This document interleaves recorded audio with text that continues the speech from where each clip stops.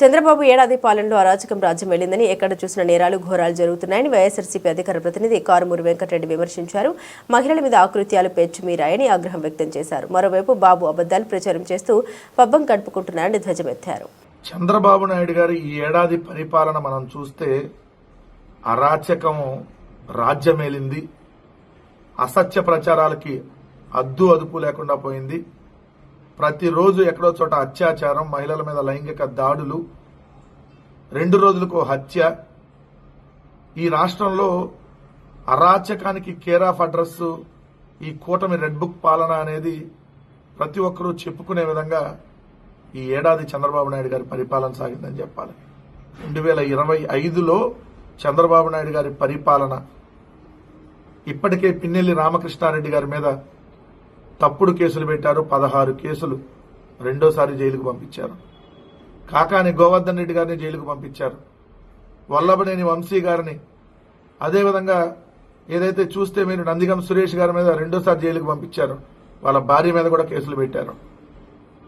ఎక్కడికక్కడ మీరు చూస్తా ఉంటే తలసిల రఘురాం గారి మీద తప్పుడు కేసులు, ఏదైతే దేవినేని అవినాష్ గారి మీద తప్పుడు కేసులు, పోసాని కృష్ణమురళి గారి మీద తప్పుడు కేసులు, ఇలా ఎక్కడికక్కడ అంబటి రాంబాబు గారి మీద కేసులు పెట్టారు.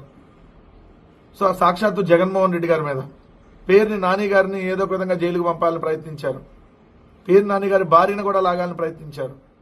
జోగి రమేష్ గారిని అక్రమంగా అరెస్ట్ చేశారు.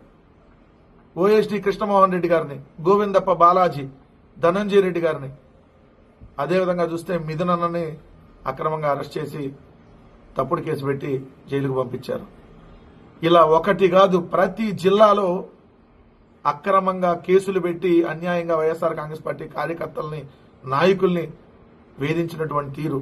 సోషల్ మీడియా వేదికగా అయితే ఏదైతే వాళ్ళు రప్పా అని లెకాడు పట్టుకుంటే వాళ్ళ మీద కేసు, నడి రోడ్డు మీద రషీద్ని నరికి చంపితే వాళ్ళు స్వేచ్ఛగా బయటకు తిరుగుతా ఉన్నారు ఈరోజు నరికి చంపిన వాళ్ళు.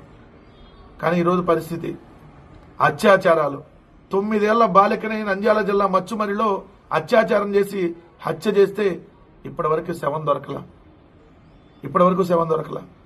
18 నెలలైంది.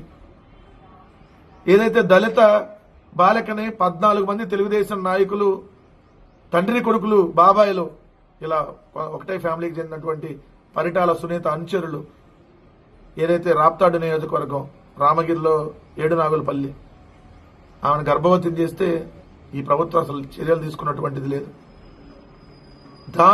దారుణమైనటువంటి సంఘటనలు, రెడ్ బుక్ అరాచకం రాష్ట్రాన్ని నాశనం చేస్తా ఉన్న నిమ్మకు నీరెత్తినట్టుగా ఇదైతే హోంమంత్రి గారు వచ్చి తోకలు కట్ చేస్తా అంటారు. ఇది ఫ్లెక్స్ కట్ చేసినట్టు తోకలు కట్ చేస్తారు, మనిషి తలకాయ తీసినట్టు తోకలు మాత్రం కట్ చేయరంట. వైఎస్ఆర్ కాంగ్రెస్ పార్టీ నాయకుడు సుబ్బరాయుడిని ఏదైతే దారుణంగా పోలీసులు సమక్షంలోనే నరికి చంపినటువంటిది నంద్యాల జిల్లాలో. ఇలా 1 కాదు 2 కాదు చెప్పుకుంటా పోతే ఈ సంవత్సర కాలంలో అరాచకాలు, అత్యాచారాలు, హత్యలు, అక్రమ కేసులు, ఆంధ్రప్రదేశ్ అరాచకానికి కేర్ ఆఫ్ అడ్రస్ గా ఈ కూటమి ప్రభుత్వం సంవత్సర కాలంలో తయారు చేసింది. నోరెత్తితే కేసు, సోషల్ మీడియాలో పోస్ట్ పెడితే కేసు, వాళ్ళు ఇష్టం వచ్చినట్టు సెక్షన్లు పెడతారు. గంజాయి కేసులు, జర్నలిస్టులు కూడా వదలరు. కొమ్మినేని శ్రీనివాసరావు గారిని మనం చూసాం. సో ఈ కూటమి ప్రభుత్వంలో వాళ్ళు ఏం చేసినా వాళ్ళ మీద కేసులు ఉండవు. వైఎస్ఆర్ కాంగ్రెస్ పార్టీ వాళ్ళు నోరెత్తి ప్రశ్నిస్తే కేసు, అయ్యా ఏది అమ్మఒడి ఎందుకు రావట్లేదంటే కేసు, రైతు భరోసా ఎందుకు ఇవ్వలేదంటే కేసు, సోషల్ మీడియాలో ఈ కూటమి ప్రభుత్వం ఇసుక దందాకు పాల్పడుతుందని చెప్తే కేసు. అదే తెలుగుదేశం ఎమ్మెల్యేలు బరి తెగించి మహిళలను లైంగికంగా వేధింపులు చేస్తే వాళ్ళ మీద కేసులు లేవు. శ్రీశైలం ఎమ్మెల్యే బుడ్డా రాజశేఖర రెడ్డి ఏదైతే అటవీ అధికారులని చిత్రహింసలకు గురి చేస్తే అతన్ని ఇప్పటివరకు చర్యలు తీసుకోవాలా. ఇలా చెప్పుకుంటా పోతా ఉంటే ఈ ఏడాది పాలనలో అరాచకం తప్ప ఎక్కడ అభివృద్ధి లేదనేది స్పష్టంగా కనపడింది. సో అరాచకం స్టార్ట్ అయ్యి 18 నెలలు పూర్తయింది. ఈ 18 నెలల కాలంలో రాష్ట్రాన్ని 70 సంవత్సరాలు వెనక్కి తీసుకుని వెళ్లారు. రెడ్ బుక్ అనేటటువంటి పిచ్చి కుక్క ఈరోజు రాష్ట్రాన్ని పట్టి పీడిస్తా ఉంది. ఎవరి మీద పడితే వాళ్ళ మీద దాన్ని వదులుతా ఉన్నారు. సో ఈరోజు రాష్ట్రంలో పూర్తిగా శాంతి భద్రతలు క్షీణించాయనడానికి మొన్న కేంద్ర ప్రభుత్వం ఇచ్చినటువంటి నివేదిక లాస్ట్ ప్లేస్ లో ఉన్న ఆంధ్రప్రదేశ్ రాష్ట్రం శాంతి భద్రతలో పోలీసు వ్యవస్థ పనితీరుకి 100కు 16 మార్కులు వేశారు, లాస్ట్ ప్లేస్. అయినా కూడా వీళ్ళ ప్రవర్తనలో ఎక్కడ మార్పు రావట్లా.